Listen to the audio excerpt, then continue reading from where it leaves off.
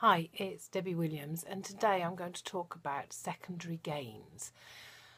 By that I mean is sometimes if you have a symptom or a problem, and then if you solve that problem, sometimes it comes back because it needs to be there, or part of our system believes it needs to be there. There's an example of this woman who had a psychosomatic problem with her leg. It was all checked out. There was no reason why she couldn't walk properly on that leg. And she went to a hypnotist and it got the leg better. And what happened was now all of a sudden her husband wasn't rushing around looking out for her because he thought everything's absolutely fine, so he doesn't need to do all the things that he did. And magically the symptom suddenly appeared and she couldn't move her leg again, because in her mind she enjoyed the fact that he was running around after her and it made her feel loved. And I had an email today about a chap who said that his therapist thought, well, there's a lot of secondary gains going on here if you get better that may keep you trapped. And sometimes if I work with people with illnesses and they've had chronic illnesses and they're getting invalidity support or support from the government, there's a fear as well that if I get well, will they suddenly take all that money away from me? So there's security stuff going on there.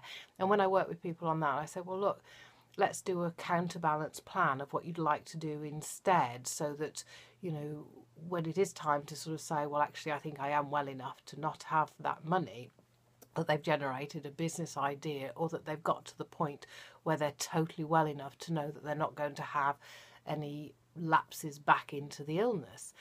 And again, knowing that the potential for your system to have a secondary gain, within all of my hypnosis recordings, there's always a particular technique in there, an NLP technique, a 6-step reframe, although I don't know why it's called 6 steps because there's more steps to it, which basically asks the symptom that, thank you for giving this symptom and for whatever it's been trying to do for you. If you could search through the mind for hundreds of ways to keep the benefits of that symptom or that behaviour, and do it in a way that actually allows this person to have the freedom that they want in their life. So it's again working with the mind to look for solutions at an unconscious level. But you can also do this for yourself at a conscious level of thinking, well, what would I like to do instead? And sometimes writing a plan for yourself, it will unearth if there's some beliefs there that that tells you that, oh, I don't think I could do this, then you can process those thoughts.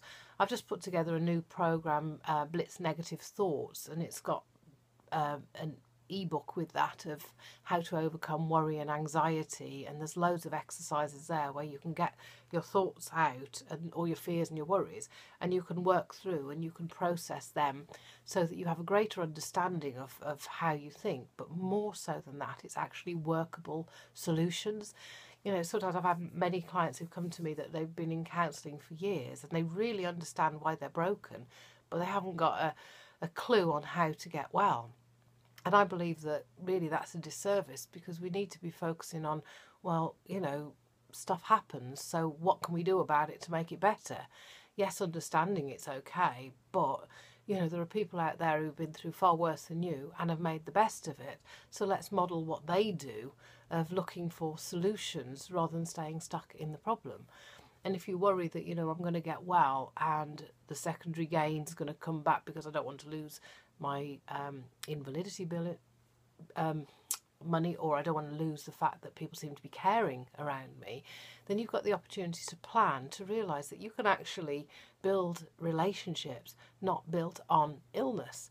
When my mum was alive, she lived her life on illness. As soon as I'd walked in, she'd sort of have her mouth open and go, oh, can you see my throat? Oh, there's a lump there or something. And oh, I can't move my arm. Or, oh, this is getting worse, or that's getting worse. And I thought, oh, God, it drove me crazy, and actually got me that I had less sympathy for her because she had every illness known to man.